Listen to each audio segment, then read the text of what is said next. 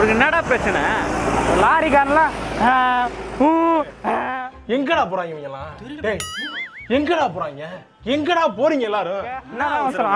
ஒரு லாரியை பத்தி ஒரு கதை சொல்றேன் கேளு. சொல்லு கேட்போம். இந்த லாரியிலனா காய்கறியை ஒரு இடத்துல இருந்து இன்னொரு இடத்துக்கு எக்ஸ்போர்ட் பண்ண முடியாது.